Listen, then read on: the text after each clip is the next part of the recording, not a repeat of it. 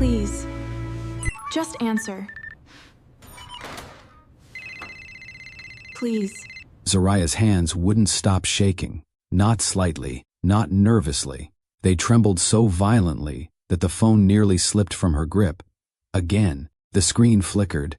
1% battery. In her other arm, her baby cried with a raw, desperate hunger that didn't sound like ordinary crying anymore. It was deeper than that. Thinner, weaker, like even the baby was running out of strength. Please, just hold on, she whispered, her voice cracking as she rocked him gently. But her voice didn't comfort him. Nothing did. The room around her was dim, suffocatingly quiet, except for the echo of her child's cries bouncing off the bare walls. No fridge humming, no television noise, just emptiness. And need. She swallowed hard. There was no formula left, not even a drop. Her eyes burned, but she refused to let the tears fall. Not yet. Crying wouldn't feed him. Crying wouldn't fix this. Her phone buzzed weakly in her palm, like it was struggling to stay alive with her. She stared at the message screen. One name, one contact she had sworn she would never reach out to again. Her thumb hovered over the keyboard. Paused, shaking harder, because this wasn't just a message. This was pride. This was dignity. This was everything she had left of herself, and she was about to give it up. Her baby let out a strained cry that cut straight through her chest. That was it. Zariah closed her eyes, inhaled sharply, and began typing. I wouldn't ask if I had any other choice. I just need help feeding your son. Her breath caught halfway through the sentence. Your son, even now, even after everything. The words felt dangerous, heavy, like they carried a truth the world wasn't ready to hear. Her thumb hovered over send. A single tap would change everything. A single tap would reopen a door she had slammed shut with everything she had. Another cry. Weaker this time. Zariah's eyes snapped open, and she pressed it. The message sent. The screen dimmed instantly after. 1%. No reply. No sound. Just silence. Zariah stared at the phone like she could force it to light up again. Like she could pull a response out of thin air. Please, she whispered, her voice barely audible. Please don't ignore this. But deep down, she already knew the kind of man she had sent that message to. And silence? Silence was exactly what he was good at. 3 weeks later, Zariah would walk away from a billionaire, not begging, not broken, but carrying his son in her arms, while the entire world watched. Back to now, the baby's crying slowed, not because he was okay, but because he was getting tired, and that terrified her more than anything. Zariah stood abruptly, pacing the small room, her heart racing as panic clawed at her chest. Think. There had to be something, someone, but every option felt like a closed door. Every solution came with a cost she couldn't afford anymore. Her phone remained dark, no reply, no lifeline, just that message. Sitting there, unanswered, and for the first time since she became a mother, Zariah felt powerless, not weak, not defeated, but cornered, like the world had quietly decided she didn't matter, like her child didn't matter. And that realization, it hurt more than hunger. She wasn't asking for luxury. She wasn't asking for comfort. She wasn't even asking for forgiveness. She was begging for her baby to eat. Have you ever had to choose between pride and survival? Because in that moment, Zariah didn't have the privilege of choosing both. And somewhere, on the other side of that unread message, a man who controlled billions had no idea that a single decision would either save his son or lose them both forever. Before we continue, if you've ever faced a moment where everything depended on one choice, like this story and comment, stay strong, because what Zariah is about to go through will test everything you think you know about love, power, and survival. The phone didn't buzz, not immediately, not after 10 seconds, not after a full minute that stretched so long it felt cruel. Zariah kept staring at the blank screen like she could will it to respond, like sheer desperation could force electricity back into a dying battery. Nothing. Her baby shifted weakly in her arms, letting out a soft, broken whimper that barely sounded like a cry anymore. That sound, that quiet, fading sound, hit harder than any scream. No, no, no, no, she murmured, pacing faster now, her heartbeat pounding in her ears. Stay with me, okay? Mama's here. I'm here. But being here wasn't enough. Not tonight. Not when her child needed more than comfort. He needed food. And she had none, miles away. Inside a glass-walled office high above the city, where the skyline stretched endlessly under soft golden light, a phone vibrated once against a polished desk. Clean, expensive, untouched by struggle. A man didn't reach for it, not yet. He was standing near the window, back turned, his posture sharp, controlled, like everything about him had been trained to never bend. Power wasn't something he chased. It was something he carried effortlessly. His name was Kyle Donovan, and right now, he was too busy closing a deal worth more than most people would see in a lifetime to notice a single message. A message that had his entire world hidden inside it. Across the room, another hand reached for the phone instead. Slender fingers, perfectly manicured, careful, curious. She wasn't supposed to touch it, but she did. Because curiosity has a way of overriding rules when power feels close enough to taste. Her name was Veronica Hale, and she had spent the last year positioning herself exactly where she stood now, close enough to Kyle Donovan to see everything. Except his past. Her eyes flicked across the screen. At first, it looked like nothing, just another message, another woman, another attempt. She almost dismissed it. Until her gaze paused, then sharpened, then narrowed completely. Help feeding your son. Silence filled her chest, not shock, not confusion, but something colder, something calculating. Your son? She whispered under her breath.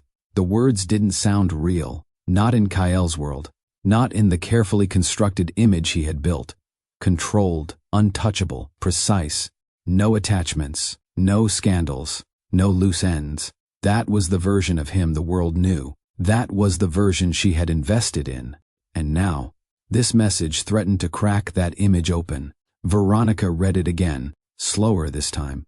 Every word, every pause, every ounce of desperation buried between the lines, and instead of empathy, she smiled. Not a warm smile, not a kind one, but the kind of smile that forms when opportunity introduces itself quietly. Well, she murmured, locking the phone screen again, her thoughts already moving faster than her heartbeat. This just got interesting.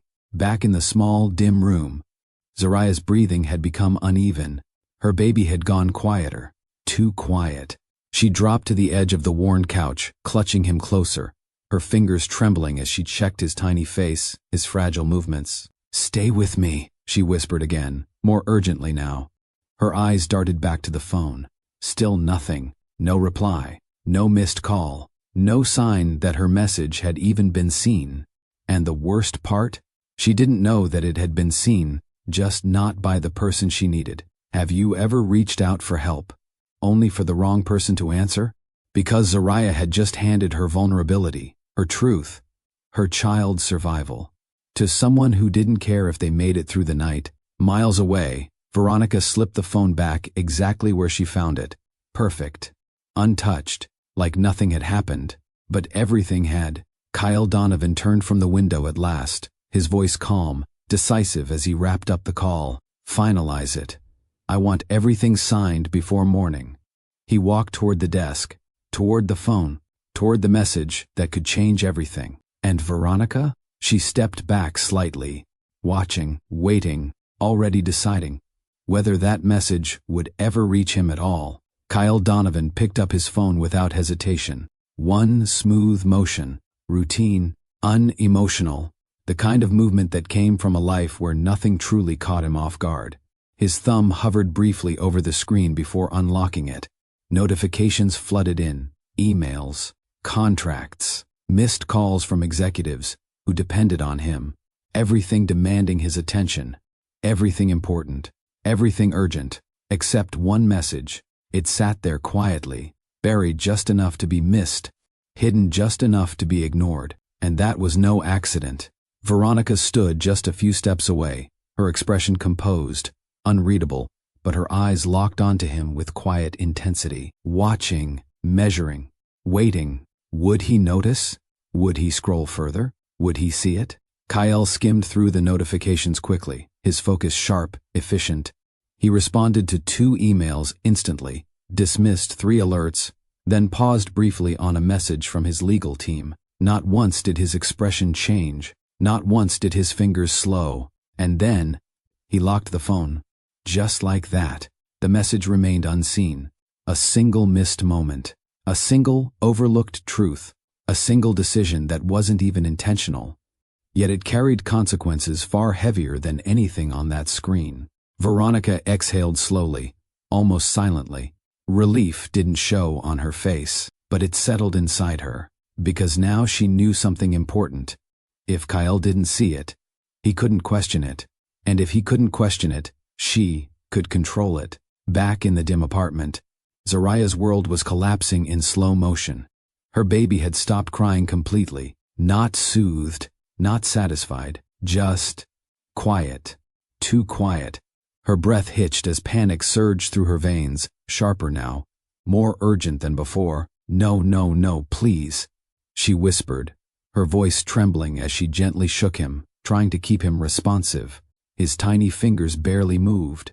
That was all it took. The last thread holding her together snapped.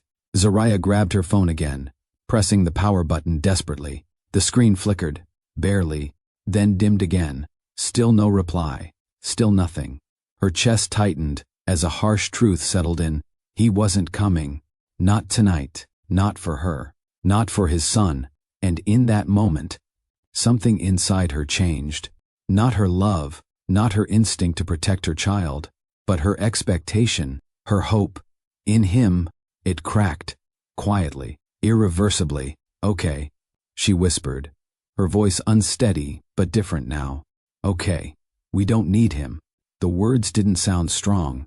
They didn't sound confident, but they were real, and sometimes reality is the first step toward survival.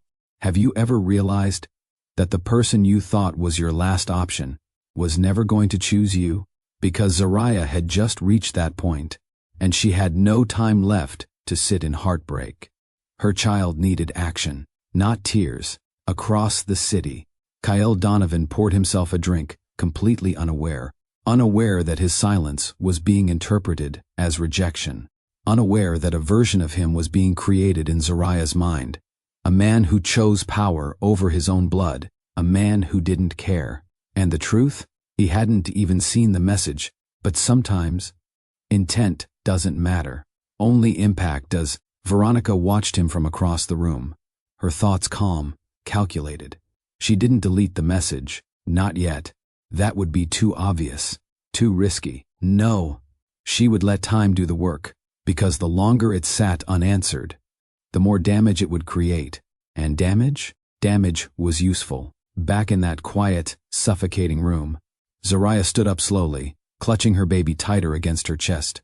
Her fear hadn't disappeared, but something else had taken its place. Determination, raw, desperate, unforgiving. If no one is coming, she whispered, her eyes hardening through the tears, then I'll find a way. She didn't know how yet. She didn't know where she would go, but she knew one thing for certain. She would not let her child fade in her arms, and somewhere in the distance, a solution was already moving toward her, unexpected, unplanned, and powerful enough to change everything. A driver, who wasn't just a driver. Zariah didn't waste another second. Fear still clawed at her chest, but it no longer froze her. It pushed her forward. She wrapped her baby tighter against her body, grabbed the thin shawl hanging by the door, and stepped outside. The night air hit her immediately.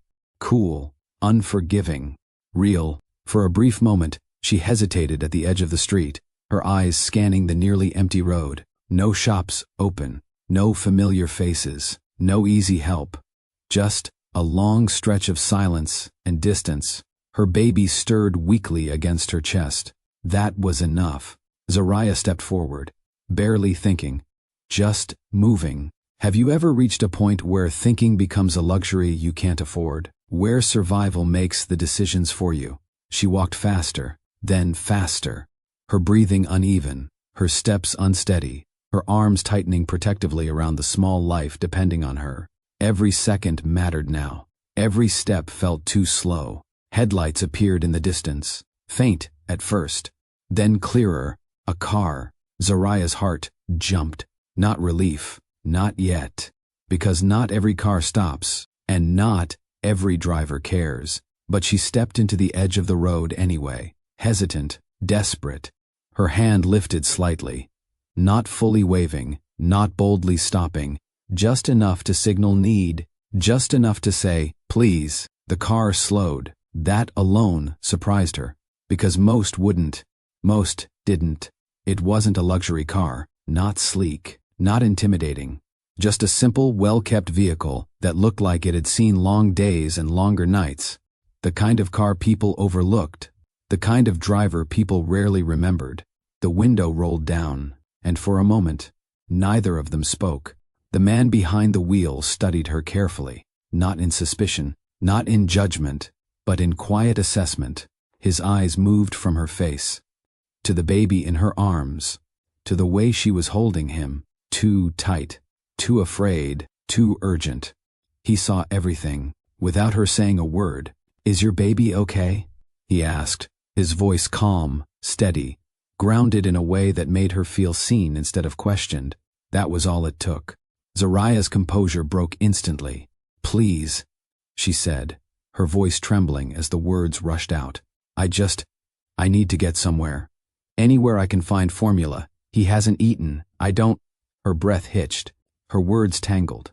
Emotion threatened to choke her completely. The man didn't let her finish. Get in. Simple. Immediate. No hesitation. Zariah froze for half a second. Because trust isn't easy when life has already shown you how quickly things can fall apart. But then her baby shifted again. Weak. Fragile. And that hesitation disappeared. She opened the door and got in. The car pulled away smoothly, merging back onto the empty road. For a moment, silence filled the space between them. But it wasn't uncomfortable. It wasn't tense. It was focused. The man glanced at her again briefly. You're not carrying any supplies, he said, more as an observation than a question. Zariah shook her head quickly. No money left, she admitted, her voice low, almost ashamed. I was waiting for someone to reply, but she stopped herself, because even saying it out loud made it feel worse. The driver didn't ask who, didn't ask why, didn't dig into her situation. Instead, he asked something else. Nearest pharmacy or store. You know one still open? Zariah blinked, caught off guard. Yes, about 10 minutes from here, she said quickly. He nodded once. That's where we're going. No lecture, no judgment, no conditions, just action. Have you ever been at your lowest? And the person who helped you wasn't the one you expected, but the one who simply chose to care? Zariah glanced at him again, studying him now. His clothes were simple, clean, but not expensive. His hands steady on the wheel, his presence calm in a way she hadn't felt all night. You don't have to do this, she said softly, almost like she was reminding him. He didn't look at her this time, just kept his eyes on the road. I know, he replied. That answer stayed with her, because it meant something deeper. He wasn't helping her because he had to. He was helping her because he chose to, and sometimes that choice means more than anything money can buy. The car moved steadily through the quiet streets, the distance closing faster than Zariah had expected. Her breathing began to slow, just slightly, not because the problem was solved, but because, for the first time that night, she wasn't alone in it. What she didn't know, what she couldn't possibly know, was that this quiet, unassuming driver was about to step into a world far bigger than hers, a world of power, of secrets, of a billionaire who had no idea that the person saving his son was sitting behind the wheel of that car. And by the time Kyle Donovan realized what had been set in motion, it would already be too late to control it. The car came to a stop in front of a small, brightly lit pharmacy. Not grand, not impressive, but open, and right now, that was everything. Zariah didn't wait. The moment the car stopped, she reached for the door, Her movements rushed, almost frantic. Thank you so much, she said quickly, her voice filled with urgency as she stepped out.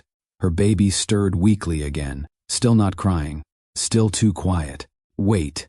The driver's voice stopped her, just before she could run inside. Zariah turned, confused, her heart still racing. He had already stepped out of the car, calm, focused, unhurried in a way that felt almost out of place compared to her panic. You don't have money, he said plainly, not accusing, not harsh, just true. Zariah froze. The reality she had been trying not to face hit her all at once. Her lips parted slightly, but no words came out. Because what could she say? He was right. I'll handle it, he added. For a second, she didn't move, didn't react, because those words didn't register immediately. You don't have to, she began, instinctively. I know, he said again. Same calm tone, same quiet certainty. And just like before, that answer carried weight. He walked past her toward the pharmacy entrance, opening the door without hesitation. Zariah stood there for half a second longer, overwhelmed by something she hadn't felt all night. Relief, sharp, sudden, almost painful. Then she followed. Inside, the bright lights felt harsh against her tired eyes. Shelves lined with products she couldn't afford just minutes ago now stood within reach. But even now, she moved carefully, like this could disappear at any moment. Which one? The driver asked, standing beside her, his eyes scanning the shelves filled with baby formula. Zariah pointed quickly, her voice soft. That one. The small one is fine. He didn't reach for the small one. He picked up the largest container, then another. Zariah's eyes widened. No, that's too much. I just need. You need peace of mind, he said, placing them in his hands like it wasn't even a discussion. She stared at him, speechless, because no one had said something like that to her in a long time. At the counter, the cashier scanned the items quickly. The total appeared. Zariah saw it, and her chest tightened again, because even now, it felt unreal. The driver didn't hesitate. He paid. No reaction, no second thought, no visible concern. And that's when something shifted. Not just in Zariah, but in the air around them, because the cashier glanced at him again, then again, a flicker of recognition passing across his face. Sir? The cashier began cautiously, squinting slightly. You look familiar, do you? The driver gave a small shake of his head, polite, dismissive, not rude, but firm enough to end the conversation. No, he said simply. The cashier nodded, slightly embarrassed, and continued bagging the items, but the moment lingered. Brief, subtle, easy to miss, unless you were paying attention. And Zariah was. She looked at him differently now, not with suspicion, but with curiosity, because there was something about him that didn't fully align. The car, simple, his clothes, ordinary, but his presence, his composure, the way he handled everything, that wasn't ordinary. Outside, he handed her the bag. Zariah nodded quickly, her hands trembling again, but for a different reason this time. She opened one container immediately, her movements urgent but more controlled now. Moments later, her baby latched onto the bottle, and just like that, the silence broke, not with crying, but with life. Zariah's breath caught as she watched him drink, her eyes filling instantly, the emotion hitting her all at once. He's eating, she whispered, almost like she couldn't believe it. He's actually eating. Her shoulders dropped. The tension that had held her together all night finally loosened. For the first time, she allowed herself to feel. Tears slid down her face quietly, not from fear, not from helplessness, but from relief so deep it hurt.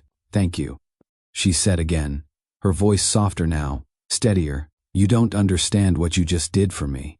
The driver leaned lightly against the car, watching her, not intrusively, not closely, just enough to make sure they were okay. I do, he said quietly, and somehow, she believed him. But before she could ask anything else, before she could understand who he really was. Across the city, Kyle Donovan's phone buzzed again. This time, he saw it, the message. His eyes scanned the words once, Then again, slower, more carefully, and for the first time that night, his expression changed. "Your son?" he repeated under his breath. The room around him felt different now, sharper, tighter, charged with something he hadn't felt in a long time. Not confusion, not disbelief, but realization. And back at that quiet street, Zariah stood beside a man she thought was just a driver, unaware that the truth she had just tried to reach was finally waking up. Kyle Donovan didn't blink. He read the message again, slower this time, carefully, as if the meaning might change if he gave it enough attention. "Help feeding your son." The words didn't belong in his world. They didn't fit into the life he had built, precise, controlled, untouched by complications he didn't authorize. And yet, they were there, real, direct, unfiltered. "Who sent this?" he asked, his voice low but edged with something new, not anger, not yet, but something close. Veronica didn't move immediately. She had prepared for this moment, calculated it, measured it, but even she hadn't expected how quickly the atmosphere would shift. "I'm not sure," she replied smoothly, stepping closer, her tone calm. "It looked like spam at first. I didn't think it was important." Kyle's eyes flicked up, sharp, focused, the kind of look that didn't ask questions. It demanded truth. "Spam doesn't claim I have a child," he said. A brief silence followed, tight, uncomfortable. Veronica held his gaze, her expression composed, but something subtle shifted beneath it, because this was no longer something she could control completely. "I must have missed that part," she said lightly, attempting to soften it. "You know how many messages you get. When did it come in?" Kyle cut in. She paused, just for a fraction of a second, but he noticed.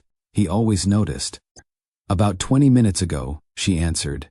Another silence. He looked back at the phone, at the message, at the timestamp. 20 minutes. 20 minutes of silence. 20 minutes where someone, somewhere, was waiting. His jaw tightened slightly, not visibly enough for most people to catch, but enough. "Trace the number," he said, already moving, grabbing his jacket without hesitation. Veronica stepped forward instinctively. "Kyle, it could be nothing. You don't need to." "If it's nothing, I'll confirm that myself," he replied. There it was, control, reclaimed. Because Kyle Donovan didn't ignore uncertainties, he eliminated them, and right now, that message was no longer something he could overlook. Back on the quiet street, Zariah adjusted her baby gently, her movements softer now, calmer.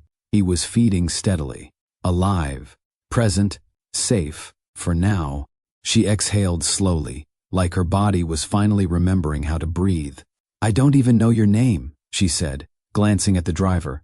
He didn't answer immediately, just watched the road ahead for a second longer than necessary. Then, "Elias," he said, simple, clean, but something about it felt incomplete. "Elias," she repeated softly, as if grounding herself in it. "I'm Zariah."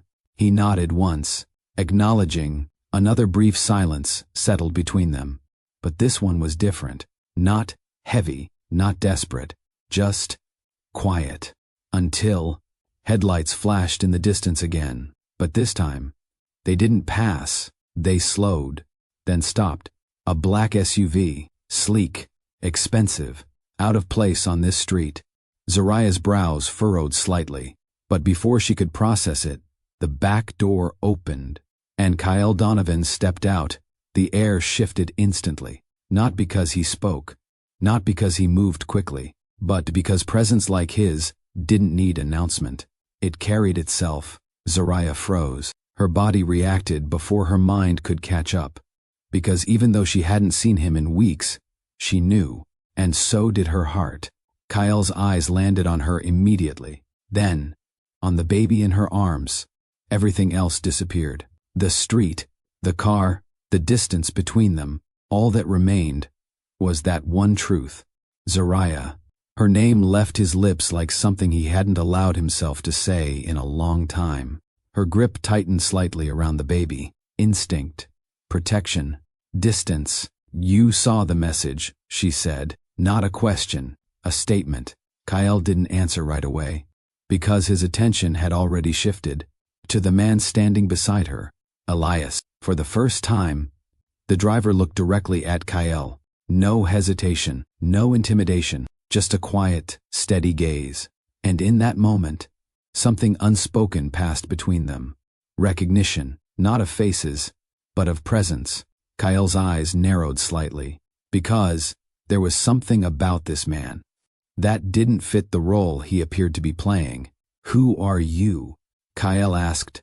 Zariah turned slightly, confused by the tension she didn't fully understand. Elias didn't answer immediately. Instead, he reached into his pocket slowly. Calmly, Kyle's security tensed instantly, but Elias raised one hand slightly, non-threatening, measured. Then, he pulled out a card, black, minimal, expensive, and handed it to Kyle. Kyle took it, glanced at it, and for the first time, his expression broke, not dramatically, not loudly, but undeniably, because the name on that card was not a driver's name. Zariah looked between them, her confusion deepening. "What is it?" she asked, her voice barely above a whisper. Kyle didn't answer her, not yet. His eyes lifted slowly back to Elias, and now, there was no question left in them, only realization, because the man who had just saved his son was not who he appeared to be, and whatever power Kyle thought he held in this situation had just shifted. The silence inside Zariah's apartment felt heavier now that the crisis had passed, not because everything was okay, but because she finally had space to feel what had almost happened. Her baby slept against her chest, his tiny breaths soft, steady, alive in a way that still didn't feel real. Every few seconds, her eyes dropped to him again, checking, confirming, reassuring herself that he was still here. The unopened containers of formula sat beside her like something sacred. Protection, security, time, things she didn't have just hours ago. Her fingers brushed against one of the containers slowly, carefully, like it might disappear if she touched it too suddenly. Just a few hours earlier, there had been nothing, no options, no backup, no safety net, just an empty container. She could still see it clearly, the way she had tilted it upside down, shaking it harder than necessary, hoping, praying, for even a single grain to fall out. Nothing came, not a trace. That moment replayed in her mind now, sharper than everything else, because that was the exact second reality hit her fully, not gradually, not gently, completely. Her child needed something she could not provide. And for a mother, there is no greater fear than that. Zariah closed her eyes briefly, her chest tightening again as the memory settled deeper. Her baby had been crying then, louder, stronger, fighting. Now he slept. Because someone else stepped in. Her gaze lifted slowly, toward the man leaning against the car just a few feet away. Elias. He hadn't left. Not immediately. Not after helping. He gave her space, but he stayed close enough to make sure she didn't fall apart again. That alone told her something. Something she couldn't fully explain yet. "You're thinking about it again," Elias said quietly, not looking at her directly. Zariah blinked, slightly startled. "How did you keep checking him every 10 seconds?" He replied calmly. "That's not just relief. That's fear that hasn't settled yet." She let out a slow breath. "He was right, I thought." She began, her voice soft, unsteady. "I thought I was about to lose him tonight." The words hung in the air, heavy, real. Elias didn't interrupt, didn't rush to comfort her. He just let her say it. "I had nothing left," she continued, her fingers tightening slightly around her baby, not even enough to buy him time. Silence followed, but it wasn't empty, because both of them understood something without needing to say it. Tonight had changed everything, not just because of what almost happened, but because of what Zariah had been forced to do. She glanced down at her phone resting beside her. Dark. Still, that message. She whispered, her stomach tightened, because now that the urgency had passed, the weight of that decision hit differently. "I meant to send it to Kyle," she said. Elias finally looked at her, not surprised, not confused, just listening. But I don't even know if it reached him first, she added, her voice quieter now, or who else saw it before he did. That uncertainty lingered, sharp, unsettling, because that message, that moment of vulnerability, was no longer just between her and Kyle. It had moved, changed hands, created consequences she couldn't see yet. And somewhere in all of that, there was one truth she couldn't ignore. She had reached out, not as a woman protecting her pride, not as someone holding on to dignity, but as a mother with nothing left to give, except honesty. And that kind of honesty, it doesn't stay contained. It spreads, and sometimes, it reaches the wrong person. Zariah's grip on her phone tightened slightly, because even now, she didn't know who had truly received her message first, and she had no idea that the mistake she thought she made was only just beginning to unfold. Miles away from the quiet street where Zariah sat, another phone lit up, not in a small apartment, not in a place touched by struggle, but in a private lounge carved into the upper levels of a luxury tower. Glass walls, city lights stretching endlessly, silence, not from emptiness but from control. The man sitting there didn't rush for his phone. He rarely did, because nothing that came through that device was ever urgent enough to interrupt him. His name was Miles Laurent, and urgency, it belonged to other people. The phone buzzed once, then again. He glanced at it, casually, unbothered, unknown number. He almost ignored it. Almost, but something subtle, made him pause. Maybe it was timing, maybe it was instinct, or maybe it was the kind of message that doesn't arrive by accident. He picked it up, unlocked it, and read, "I wouldn't ask if I had any other choice. I just need help feeding your son." His expression didn't change immediately, but something in his eyes did. Not recognition, not yet, but curiosity, a rare thing for a man like him, because Miles Laurent didn't deal in emotion. He dealt in precision, in control, in outcomes he could predict and shape. And this message didn't fit into any of that. "Your son," he repeated quietly, leaning back slightly as he read it again. There was no name, no introduction, no context, just need, raw, unfiltered, and that alone made it different from anything else he received. Most people who reached out to men like him, they disguised their requests, dressed them up, tried to sound deserving.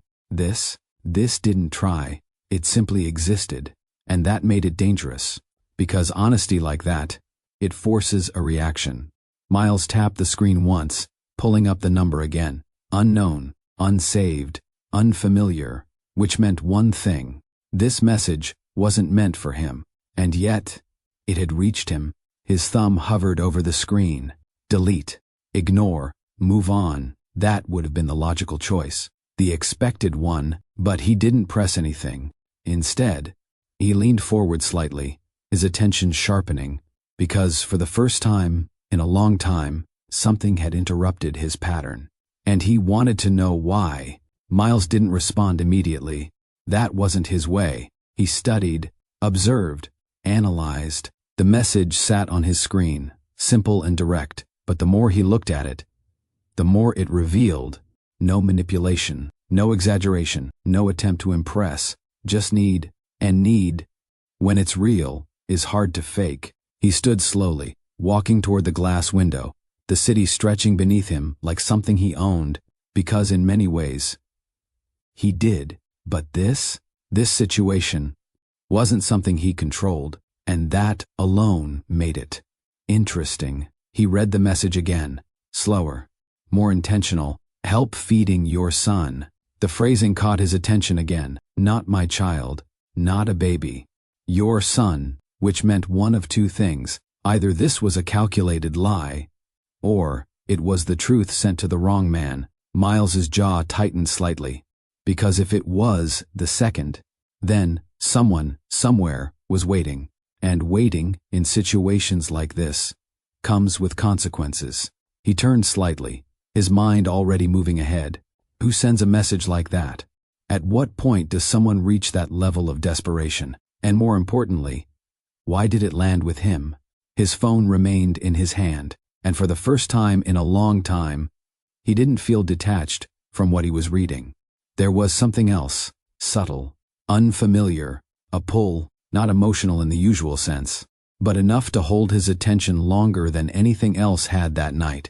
Miles Laurent had built his world on control, on distance, on never getting involved in things that didn't serve a purpose. But right now, he was still holding the phone, still rereading the message, still considering, and that was the first crack, not in his power, but in his certainty, because something about this refused to be ignored, and he wasn't the kind of man who walked away from something he didn't understand.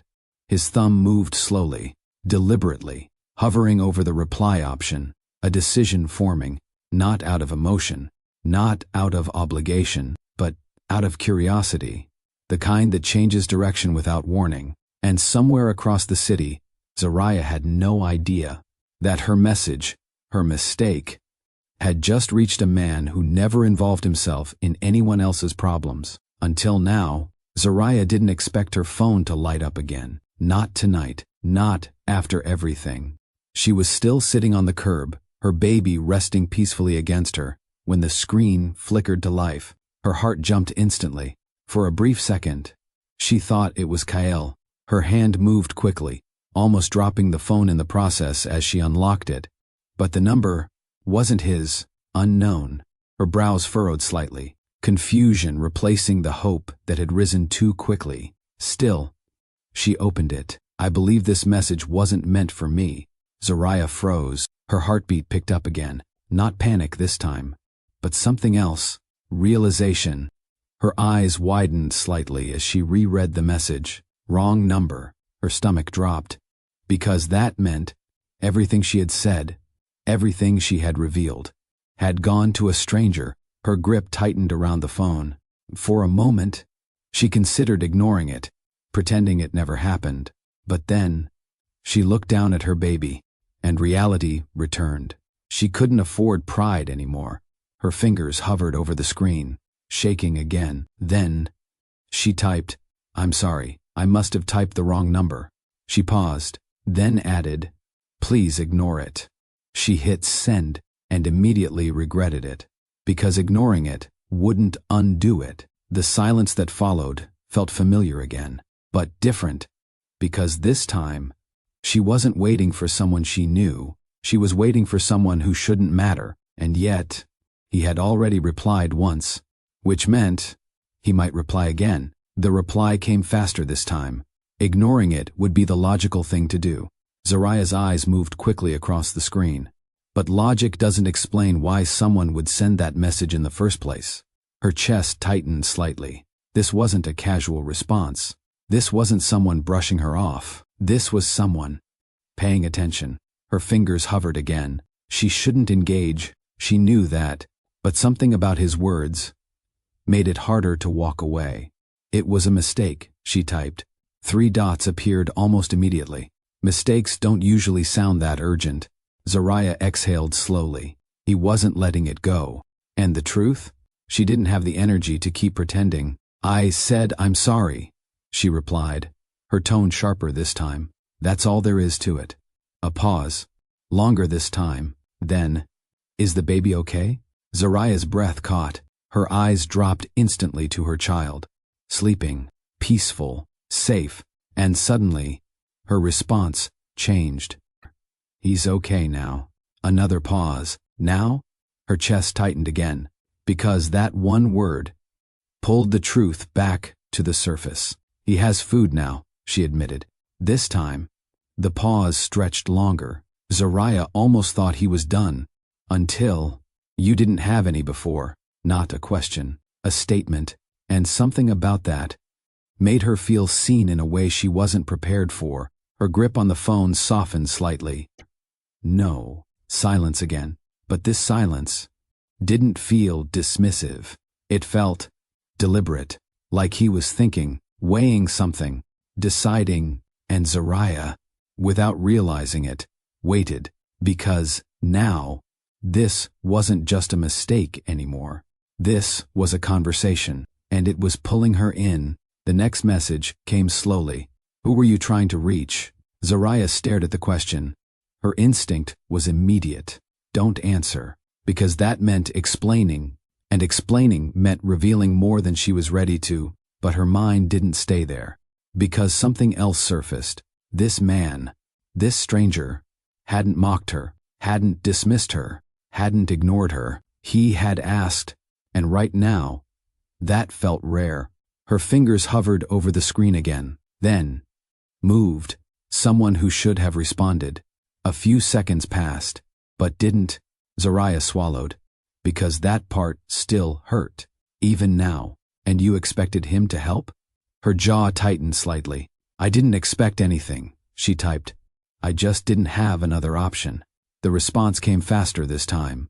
Everyone has options. Her eyes narrowed slightly. Not when time is running out, she replied. A pause, then. Where are you? Zariah froze. Her heartbeat picked up again. This was the line, because answering that changed everything.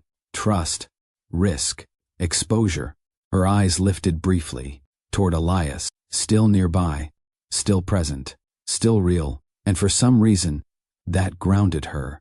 She looked back at the phone, then, slowly, carefully, she typed, not everything, not fully, but enough. Near Westbrook Pharmacy, off 3rd Street. She stared at the message for a second, then pressed send. And just like that, the line had been crossed, the mistake had turned into a connection, and somewhere across the city, Miles Laurent looked at the location and made a decision he didn't usually make. He stood up, because curiosity had just become action. Zariah's phone lit up again. The glow felt sharper this time, heavier, like whatever came next wouldn't be small. Her fingers tightened slightly around the device before she unlocked it. Her heart had already started racing, not from fear alone, but from anticipation she didn't understand. A new message, from the same number. Stay where you are. Zariah's brows pulled together instantly. That was it. No explanation, no softness, no reassurance, just instruction. Her chest tightened. Who is that? Elias asked quietly from beside the car, his tone calm but attentive. Zariah hesitated, then answered honestly. A stranger, she said. I sent a message to the wrong number earlier. He replied. Elias didn't interrupt, didn't question it immediately. What does he want? He asked. Zariah looked back at the screen, her pulse picking up again. I don't know, she admitted, and that was the truth, because something about this felt different now, not casual, not accidental anymore, deliberate. Another message came through before she could process the first. I'm sending something, don't refuse it. Her breath caught. Sending what? Her mind raced instantly. Money? Help? Or something else entirely? Her grip on the phone tightened again. I don't like this, she whispered under her breath. Elias heard her. Of course he did. Then don't accept anything you're not comfortable with, he said simply. That grounded her, because, despite everything, despite how desperate she had been, she still had boundaries. She still had control, right? Her phone buzzed again. A notification this time, not a message. Zariah frowned slightly as she opened it. Then, everything stopped. Her breathing, her thoughts, her sense of time, because the screen displayed something she wasn't prepared for. $5,000 received. Her vision blurred for a second, not because she didn't understand it, but because she understood it too well. No, she whispered. Her hand trembled violently now. Worse than before. This wasn't help. This was overwhelming. Zariah stared at the screen, like it might correct itself, like it might disappear, like it had to be wrong, but it didn't change. $5,000. Her chest tightened instantly. No, no, no, she murmured, shaking her head as panic began to rise. This wasn't normal. This wasn't reasonable. This wasn't something a stranger just did. Her heart pounded harder. Why would he send this? What did he expect? What did this mean? Her mind spiraled through questions she couldn't answer. I didn't ask for this, she said quickly, her voice rising slightly as she looked at Elias. I just. Her words broke apart, because suddenly, this didn't feel like relief. It felt like pressure, like something she couldn't control. Her phone buzzed again. Another message. That should buy you time. Time, that word hit differently, because that's exactly what she had needed, what she had begged for, but now that it was here, it didn't feel simple anymore. I can't take this, she said quickly, her breathing uneven. I don't even know who he is. What if? Her voice cracked, because fear had found its way back. Not fear of losing her child this time, but fear of what accepting this meant. Elias watched her carefully, measured, thoughtful. He didn't ask for anything, he said calmly. Zariah shook her head immediately. Not yet, she replied. That word lingered. Not yet. Because in her world, nothing came without a cost. Nothing came freely. Her fingers hovered over the phone again. She could send it back. She should send it back. That was the right thing to do. But then, her eyes dropped to her baby again, sleeping peacefully, fed, safe. And suddenly, her emotions shifted again, because this wasn't just about her anymore. It never was. Her breathing slowed slightly. Then, without warning, her body gave in. The tears came, not quietly, not controlled, but fully, raw, unfiltered. Zariah bent forward slightly, clutching her baby closer, as the weight of everything crashed into her at once. I almost lost him, she whispered through tears. I almost, because I had nothing.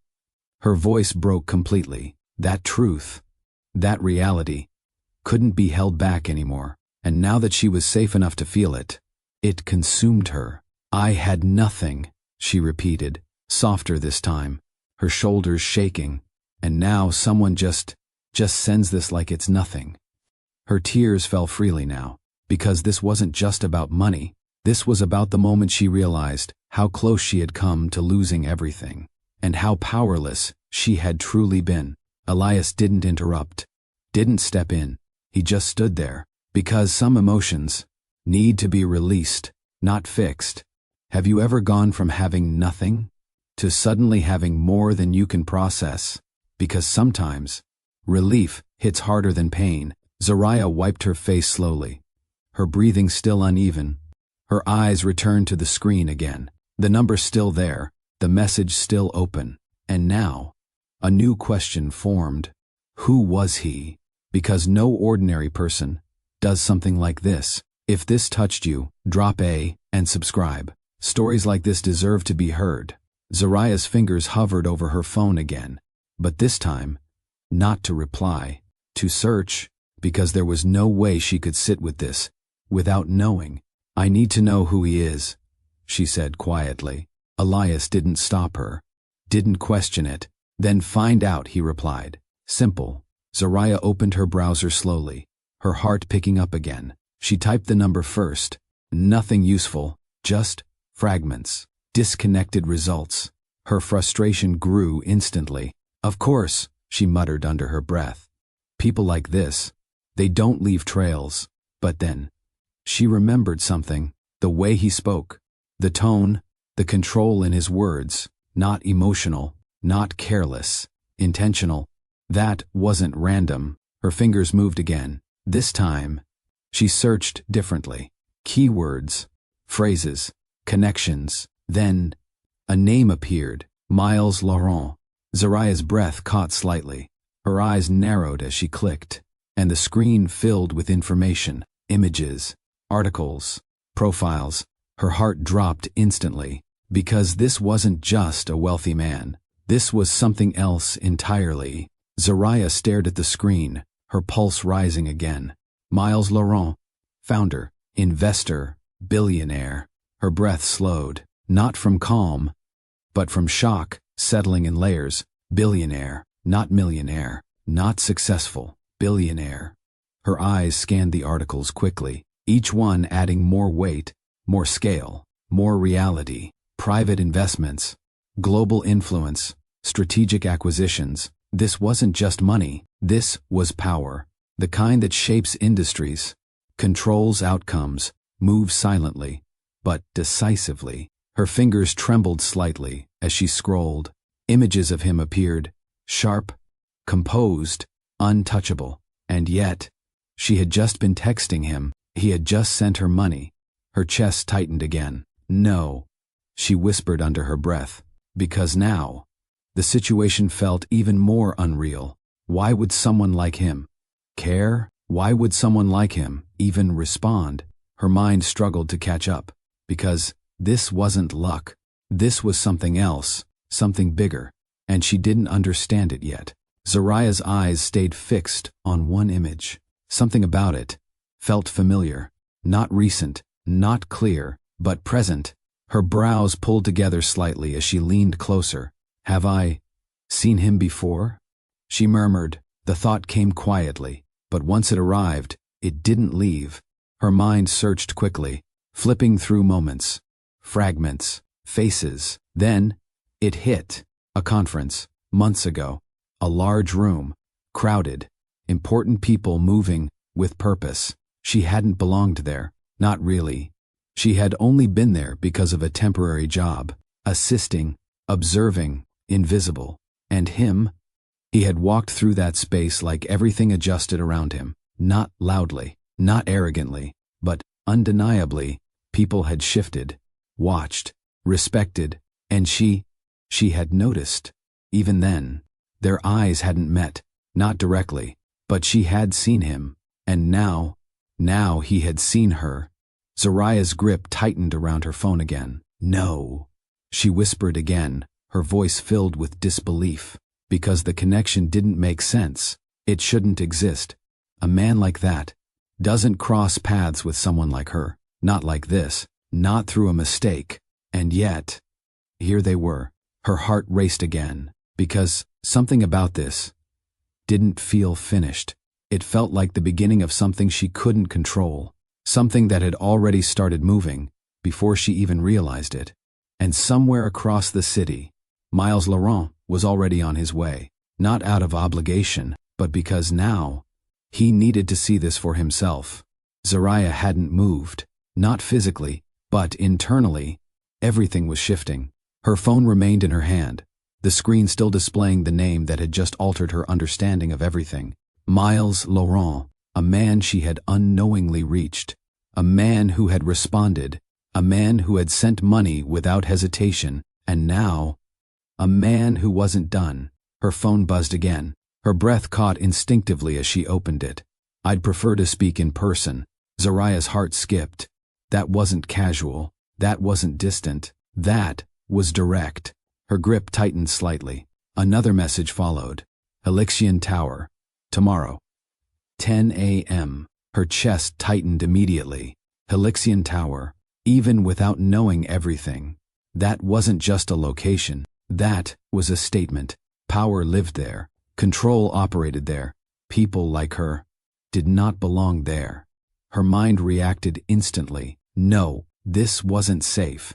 This wasn't normal. This wasn't something she should accept. Say no, a quiet voice in her mind urged, because everything about this situation was too big, too fast, too unpredictable. And yet, she didn't type it. She didn't reject it, because another thought, equally strong, rose beside it. Why her? Out of all the people he could ignore, all the messages he could dismiss, why had he chosen to respond to hers? And more importantly, why did he want to see her? Zariah swallowed slowly, her emotions tightening again. This wasn't just curiosity anymore. This was a crossroads, and she was standing right in the middle of it. Zariah lowered her phone slightly, her mind racing in opposite directions. This isn't right, she murmured.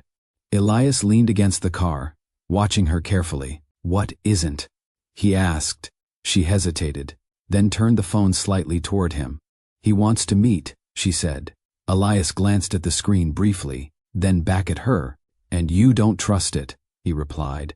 Zariah let out a quiet breath. I don't understand it, she corrected. Because that was the truth. Nothing about this made sense. A billionaire. Reaching out. Inviting her into his world. For what? Her thoughts moved quickly. This could be a mistake, a misunderstanding, a situation she couldn't control once she stepped into it. And control was something she couldn't afford to lose again. What if this is something else? She said, her voice tightening slightly. What if I walk into something I can't walk out of? Elias didn't answer immediately. He studied her, not her fear, but her reasoning. Then you don't go, he said simply. Zariah blinked. That answer was too simple, because her reality wasn't. Her eyes dropped briefly to her baby again, sleeping peacefully, unaware of everything shifting around him. And suddenly, the question changed. This wasn't just about safety anymore. It was about opportunity, about answers, about understanding why someone like Miles Laurent had stepped into her life at the exact moment she had nothing left. Or, Elias added quietly, his tone measured, you go, and you make sure you stay in control. Zariah looked up at him. Control. That word landed differently, because it reminded her of something she almost lost completely. Not just tonight, but long before that. Her independence, her dignity, her ability to choose. This invitation wasn't just a risk. It was a test of whether she would step forward or step back. Her fingers tightened around the phone again. And this time, the fear didn't dominate completely, because something else had joined it. Strength, not loud, not obvious, but present. Zariah looked back at the message again. Helixian Tower, 10 a.m. The words felt heavier now, not just because of what they meant, but because of what they demanded. A choice. Her mind replayed everything quickly. The empty formula, the silence, the message, the money, and now, this, a path forward. Not guaranteed, not safe, not understood, but real. She exhaled slowly. Then, her fingers moved, not rushed, not uncertain, deliberate. I'll be there. She stared at the message for a second, then sent it, and just like that, the decision was made. No turning back, no overthinking, no hesitation left, because whatever this was, she would face it, not as someone desperate, not as someone powerless, but as a mother who had already faced worse, and survived. Her phone buzzed one last time. Good, short, controlled, final. Zariah locked the screen slowly. Her heart still raced, but it wasn't fear anymore. It was anticipation, because tomorrow, everything would change again, and this time, she would be walking directly into it. Morning came faster than expected. Zariah barely slept, not because she couldn't, but because her mind refused to slow down. Every possibility, every outcome, every unknown, they all circled endlessly. By the time the sun rose, she was already dressed. Simple, clean, careful, nothing extravagant, nothing attention-seeking, but intentional. Because even if she didn't belong in his world, she wouldn't walk into it feeling small. Her baby rested peacefully, secured gently as she stepped out. The city moved around her, busy, unaware. But her focus stayed fixed. Helixian Tower. When it finally came into view, her steps slowed, not out of fear, but because of what it represented. The building rose high above everything else. Glass reflecting the sky. Structure commanding attention without needing noise. People entered and exited with purpose. Confidence. Belonging. Zariah stood still for a moment, taking it in, because this was not her world. But she stepped forward anyway, because she didn't come here to belong. She came here for answers. Inside, everything felt different, controlled, precise, untouchable. Zariah's presence stood in quiet contrast. Her clothes, simple, her posture, steady, but carrying the weight of everything she had faced. Her eyes, alert, observant. She didn't shrink, but she didn't pretend either, because she knew exactly who she was, and she wasn't here to become someone else. A receptionist glanced at her briefly, then again, not dismissive, but curious. "Can I help you?" the woman asked. Zariah nodded. "I'm here to see Miles Laurent." A pause, then recognition, not of her, But, of the name, do you have an appointment? The receptionist asked. Zariah hesitated for a fraction of a second, then, yes. Another pause, a quick check, then, a shift in tone. Of course. Please go up. Just like that. Access granted. Because his world moved differently, and she had just stepped into it. The elevator ride felt longer than it was, not because of distance, but because of anticipation. Each second stretched, each breath felt deliberate, until finally, the doors opened, and there he was, Miles Laurent, standing near the window, still, composed, unshaken, exactly like the man she had seen in those images, but different in one crucial way. Real. His presence filled the space without effort, not loud, not aggressive, just undeniable. Zariah stepped forward slowly, and for a moment, neither of them spoke, because recognition doesn't always need words. It exists in silence, in observation, in the way two people understand that something has already begun. You came, he said finally. Zariah nodded once. You asked me to. His gaze studied her carefully, not judging, not dismissing, understanding, and that was unexpected. The space between them held something neither of them addressed immediately. Not tension, not discomfort, something quieter, something that built slowly. You shouldn't have sent that money, Zariah said first, her voice steady but firm. Miles tilted his head slightly. And yet, he replied, you didn't send it back. Her jaw tightened slightly. Because my son needed it, she said. Honest, direct. Miles nodded once. That's what I assumed. A pause followed. But it wasn't empty. It was charged, because for the first time, they weren't strangers anymore. Not completely. You didn't answer my question, he added. Zariah frowned slightly. What question? Why him? Miles asked. Her chest tightened, because she knew exactly who he meant. Kyle. Her past. Her mistake. Her truth. Zariah held his gaze. That's not your concern, she said. Miles didn't react immediately, but something shifted in his expression. Not offense, interest. Because she hadn't backed down. She hadn't softened. She hadn't tried to impress him. And that was rare. Everything connected to that message is my concern now, he said calmly. Zariah exhaled slowly, because she understood something in that moment. This wasn't just a meeting. This was the beginning of something far more complicated, and neither of them had stepped into it lightly. The silence in Miles Laurent's office didn't last long. Zariah stood her ground, her posture steady despite everything she had just walked into. She hadn't come here to be saved. She hadn't come here to be pitied. And Miles saw that. You don't want help, he said, his voice calm but precise. Zariah met his gaze. I didn't come here for that. A brief pause followed. Measured, intentional. Good, he replied. Because I don't offer charity. Her jaw tightened slightly. Not offended, but alert. Then why am I here? She asked. Miles stepped away from the window, closing the distance just enough to shift the energy in the room. Because you handled a situation most people would collapse under, he said. And you didn't. Zariah didn't respond immediately. You made a decision under pressure, he continued. You acted. You adapted. You survived. Those words landed differently. Not sympathy. Not comfort. Recognition. And that's valuable, he added. Zariah studied him carefully. You're offering me a job, she said slowly.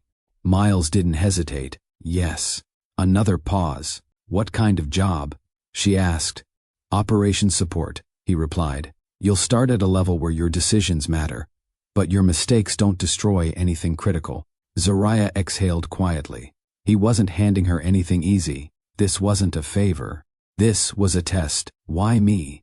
She asked again. Miles didn't soften his answer. Because you didn't beg when you had every reason to, he said. And because you didn't break when it mattered most. Zariah felt something shift in her chest. Not gratitude, not relief, respect. But not just from her to him. from him to her, and that mattered more than anything else in that moment. "I'll take it," she said, not hesitant, not unsure, certain, because this was something she could stand on. Not given, earned. The first week wasn't easy. It wasn't supposed to be. Zariah stepped into a world where everything moved faster than she was used to.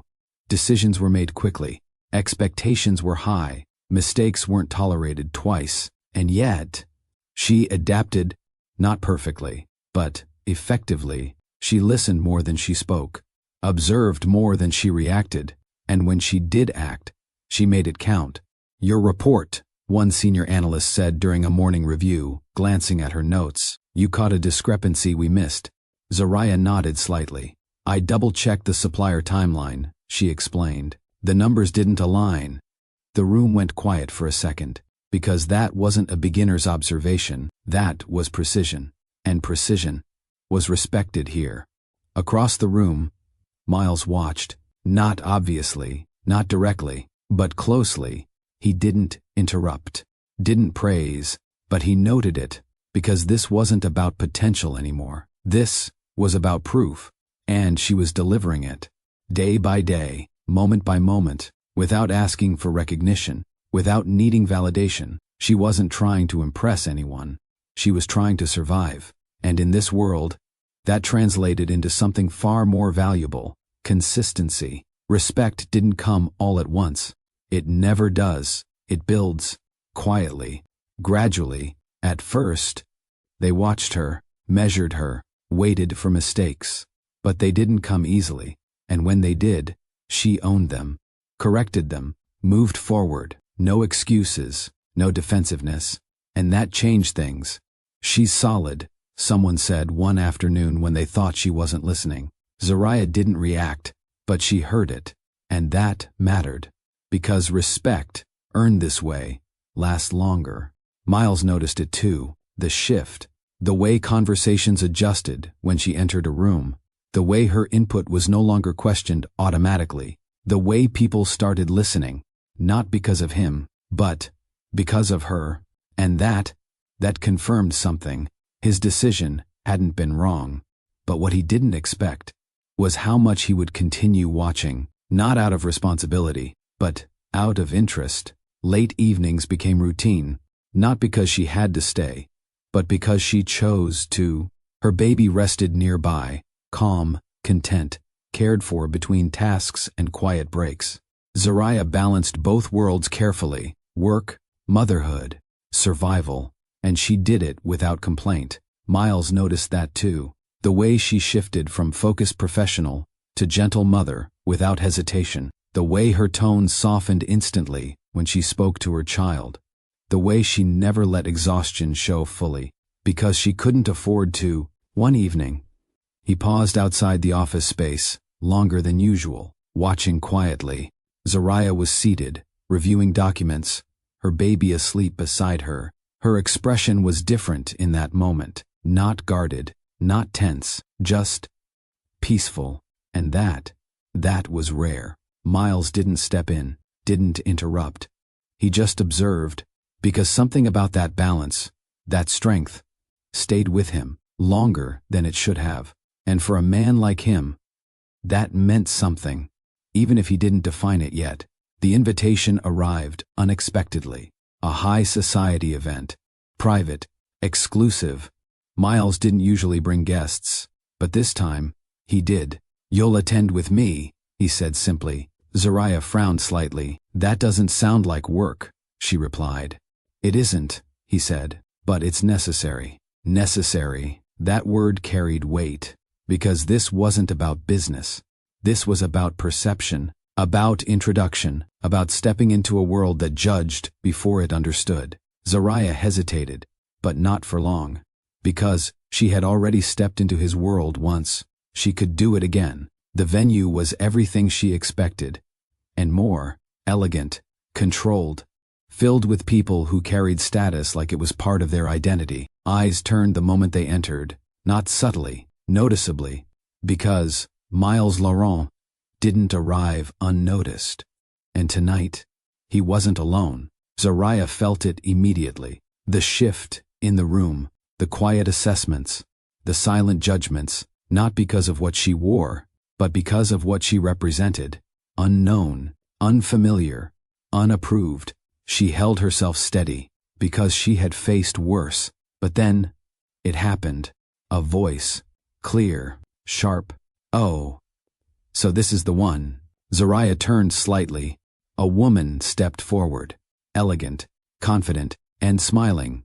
But not kindly. Her gaze dropped briefly. To the baby, then back up. And that smile changed. "Interesting choice," she said lightly. "A gold digger. With a baby." Silence. Immediate, heavy. The room stilled, because everyone heard it. Everyone understood it. And everyone waited. Zariah didn't move, didn't react instantly. Because words like that don't just land. They hit deep. Her grip tightened slightly, not in anger, in control. Because she wouldn't break here, not like this. The silence stretched, not awkward, tense. Because, now, this wasn't about her anymore. It was about him, Miles Laurent. All eyes shifted, waiting, for his response, for his reaction, for his decision. Because, in a room like this, his words defined reality. Zariah didn't look at him immediately, because she already knew what this moment meant. Not just for her, but for everything that had been building between them. Respect, trust, possibility, all of it rested here. She slowly turned her head. Their eyes met, and for the first time, there was something there she hadn't seen before. Hesitation, not long, not obvious, but real. And that was enough.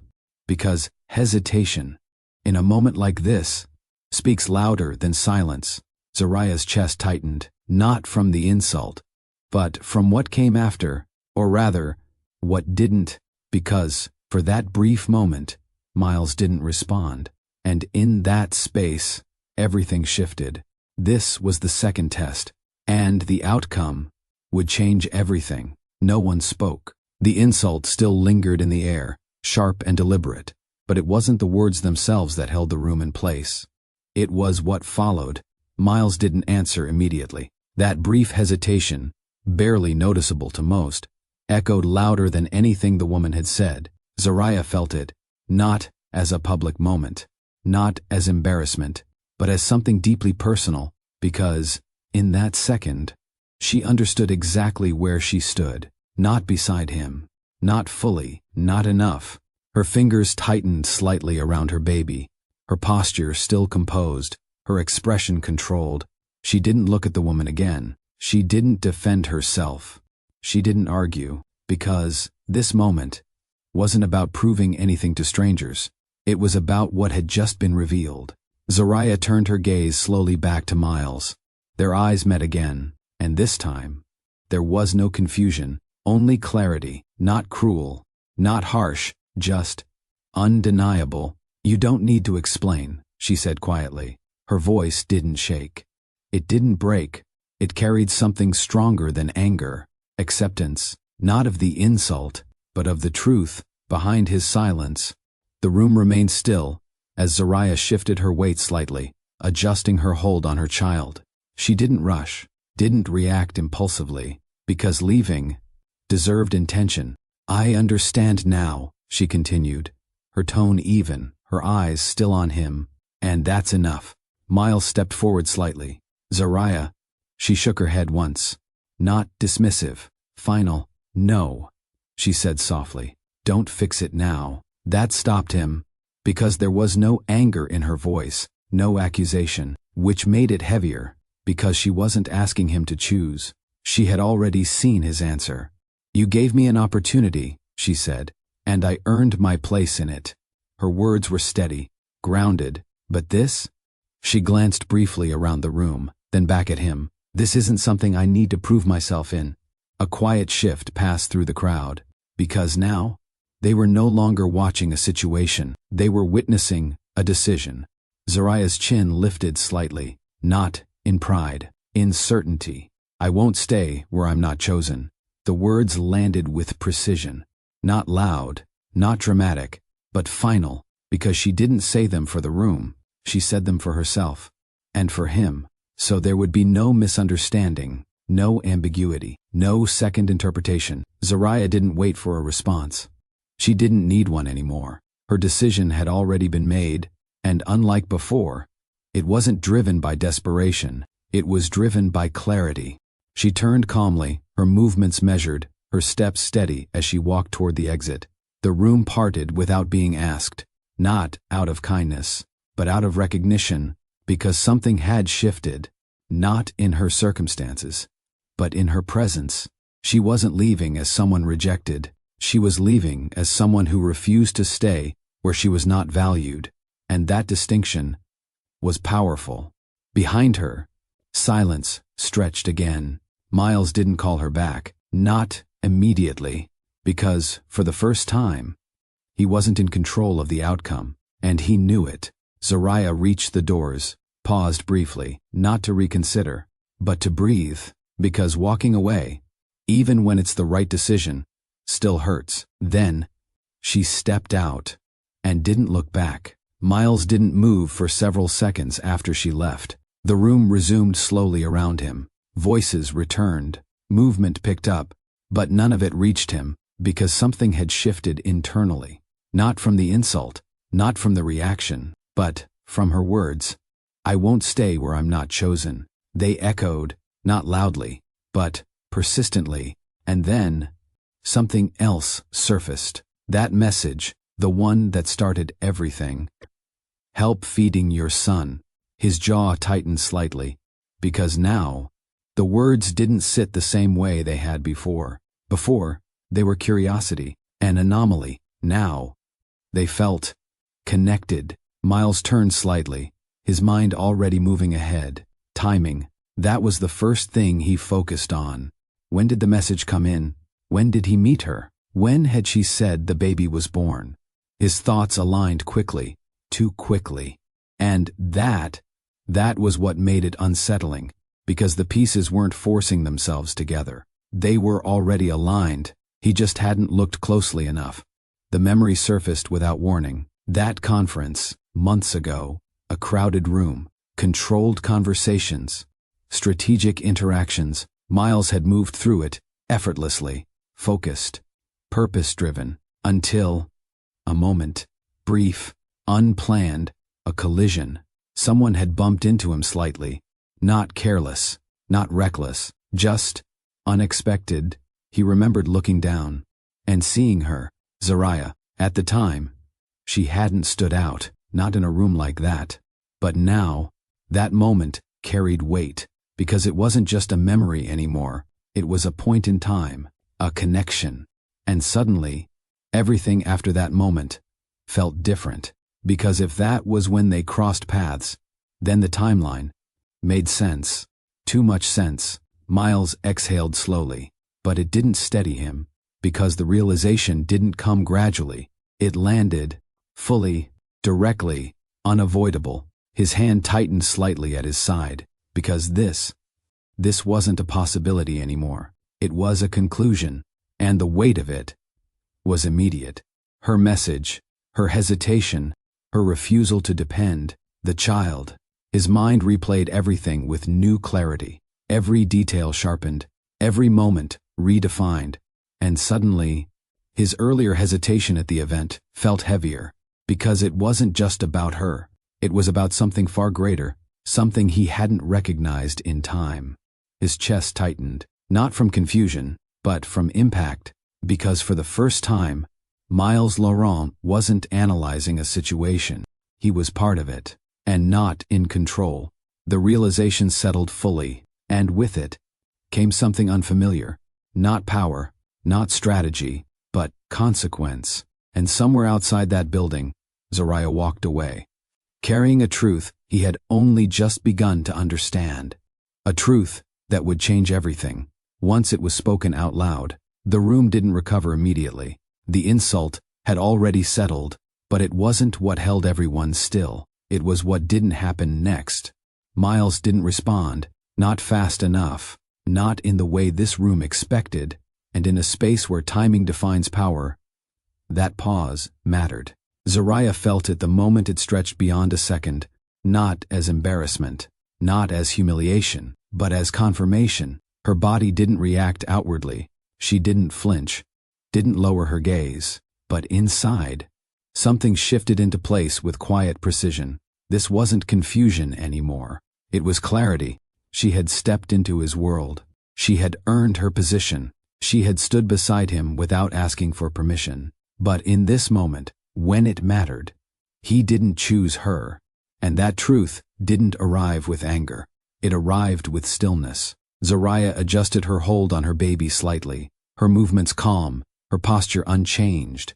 She didn't look at the woman who had spoken, because the insult itself had already lost its power. What remained was the response that never came.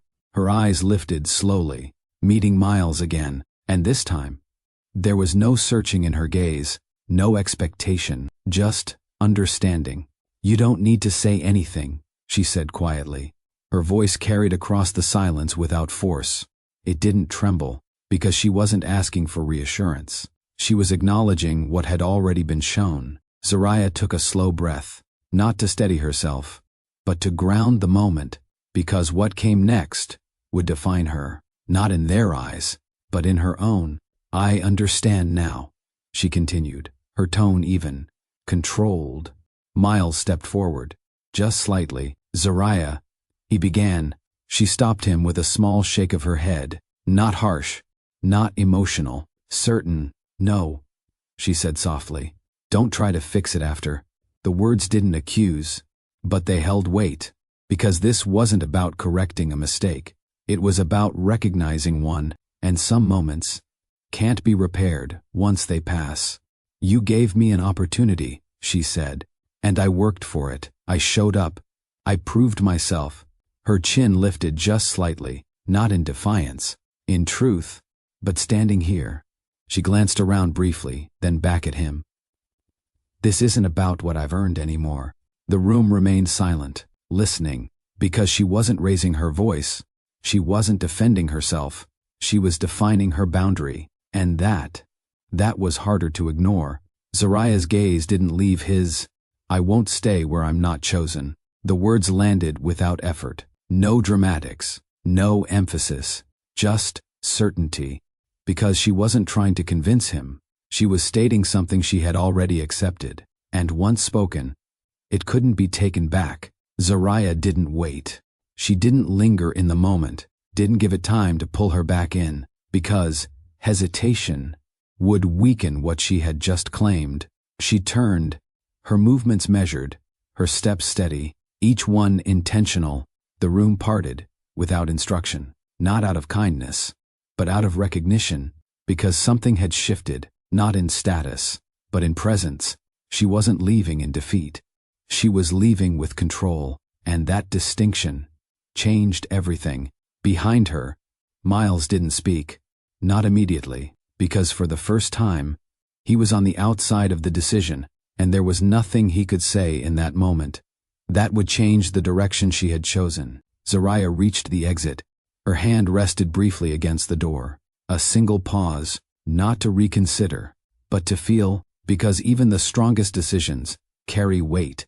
She exhaled slowly, then stepped through, and once she did, she didn't look back, not because she didn't care, but because she respected herself enough not to, and that was the difference between leaving in pain and leaving in power. Miles remained where he stood. The room resumed slowly around him.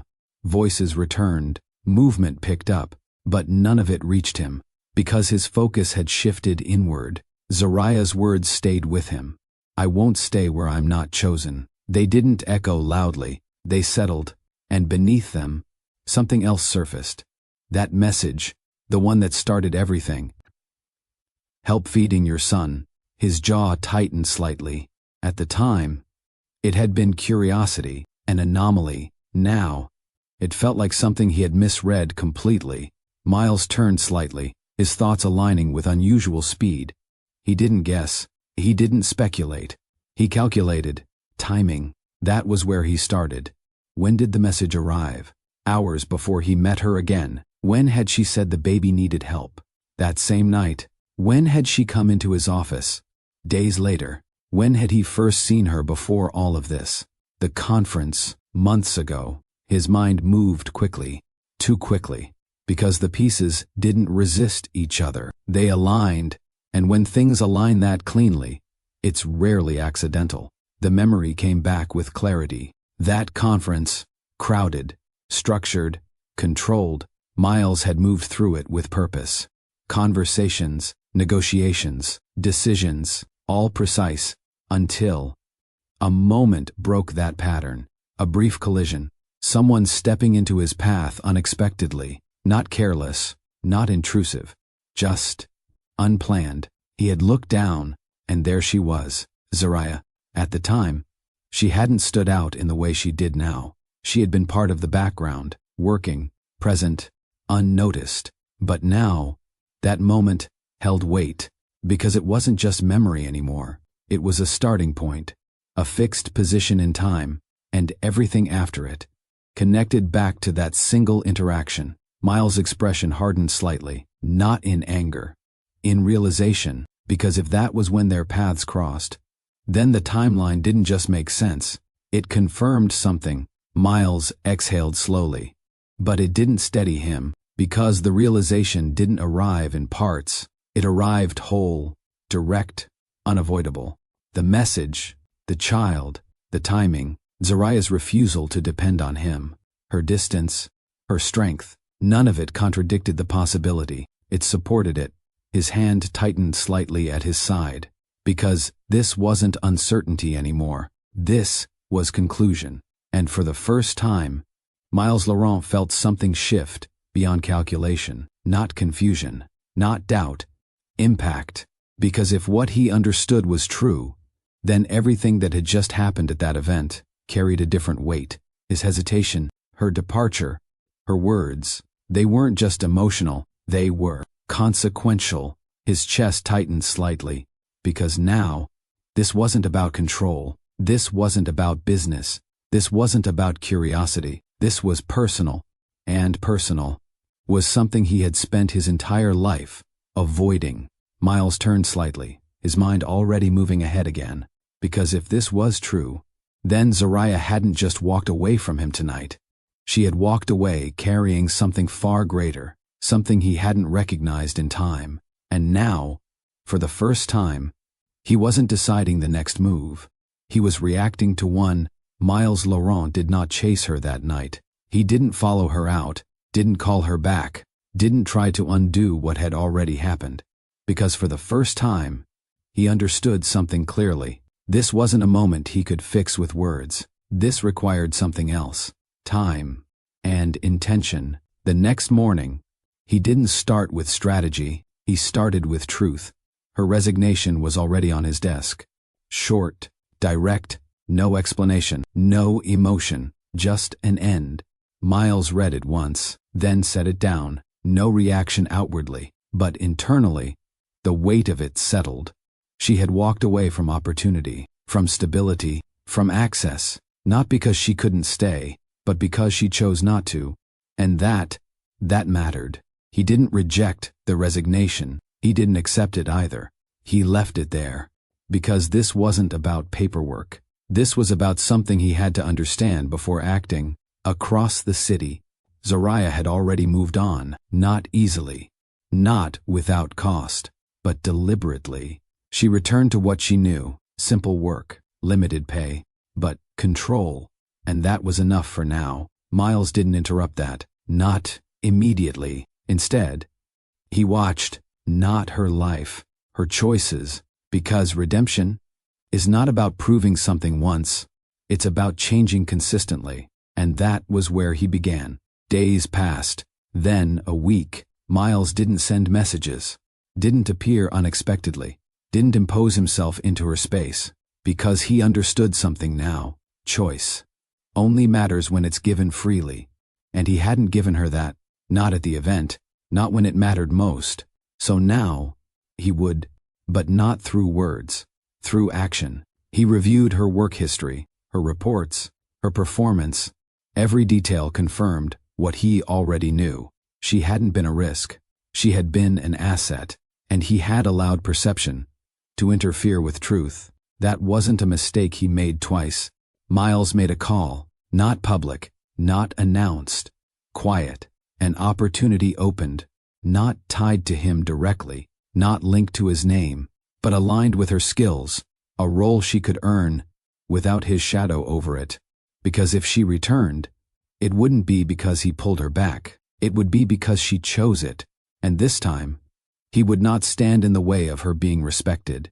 Not even for a second. That was his decision. Not rushed, not reactive, intentional. The event fallout didn't disappear. It lingered. In conversations, in assumptions, in quiet judgments. But Miles handled it differently now. Not defensively, not aggressively, decisively. The woman who had spoken was removed from future engagements, not publicly humiliated, not confronted dramatically, simply excluded, because respect is enforced through boundaries, and he set them, firmly, without explanation, without announcement, because the message didn't need to be spoken, it needed to be understood, and it was. Meanwhile, Zariah received an offer. Unexpected, unconnected, fair, her qualifications matched, her experience aligned, no shortcuts, no special treatment, just opportunity. She read it carefully, then again, because something about it felt different, not easier, but earned, and that made her pause, because for the first time since she left, a door had opened. Without taking anything from her dignity, Miles didn't reach out, didn't claim credit, didn't interfere, because growth isn't shown through declarations, it's shown through restraint, and this time, he understood that Zariah didn't expect to see him again, not this soon, not like this. He didn't arrive at her home, didn't corner her in public, he waited, until she chose a place, a neutral space, daylight, open, safe, that mattered. Zariah sat across from him, her posture steady, her expression composed, no tension, but no softness either. You took your time, she said. Miles didn't react defensively. I needed to understand what I got wrong, he replied. Zariah held his gaze. And did you? A brief pause. Yes. No explanation followed immediately, because he knew. She wasn't looking for words. She was measuring them, carefully. Zariah leaned back slightly. You hesitated, she said. Not accusing. Factual. Miles didn't deny it. I did. Silence followed. Because acknowledgement isn't the same as repair, and that told me everything I needed to know, she continued. Her voice remained calm, controlled, but, you're here now, she added. Miles nodded slightly. I am. And why is that? She asked. Because this mattered. Intent, not reaction. Miles met her gaze directly. Because I chose to be, he said. Not pressured, not forced, chosen. Zariah studied him, looking for hesitation, for uncertainty. But this time, there wasn't any. Still, she didn't soften. Choosing now doesn't erase what happened then, she said.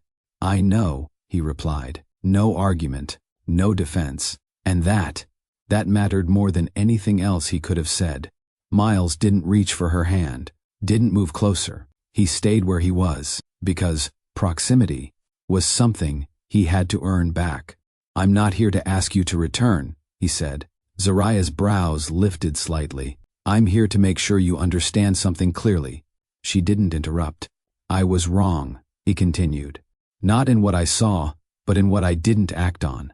Zariah's gaze didn't shift. I let a moment pass that should have been immediate, he said, and I won't repeat that. Silence followed. But it wasn't empty. It was weighed, measured. Zariah exhaled slowly. You don't get to fix this in one conversation, she said. I'm not trying to, he replied. And that was the difference. Because he wasn't asking for forgiveness. He was offering consistency, time, proof, and that was something she couldn't dismiss easily. Even if she wanted to, they didn't leave together. There was no sudden shift, no immediate resolution. Zariah stood first. Her decision, still her own, I hear you, she said. Miles nodded once. That's enough for now. No expectation followed. No assumption. Because this time, he understood. She wasn't someone who would be convinced in a moment. She was someone who needed to see consistency over time, and he was prepared to give that. Not because he had to, but because he chose to. Zariah adjusted her bag slightly, her movements calm. I'm not ready to step back into that world, she said. Miles didn't argue. I know. Another pause. But I'm not closing the door either, she added.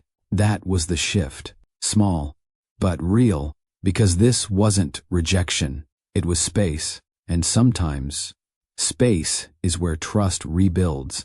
Weeks passed, not dramatically, but steadily. Zariah focused on her new role, her child, her stability, and Miles did exactly what he said he would. He didn't rush, didn't pressure, didn't interfere, but he showed up, consistently, not in grand gestures, but in presence, respect, distance when needed, and over time, that began to matter, not instantly, but gradually, because trust isn't rebuilt through promises, it's rebuilt through pattern, one moment at a time, one decision at a time. Zariah noticed it, even when she didn't acknowledge it directly, and Miles didn't demand acknowledgement, because now he understood the difference between being accepted and being chosen, and this time he was willing to wait for her to choose, freely, completely, on her terms, and somewhere between distance and connection, something real began to form, not rushed, not forced, but possible,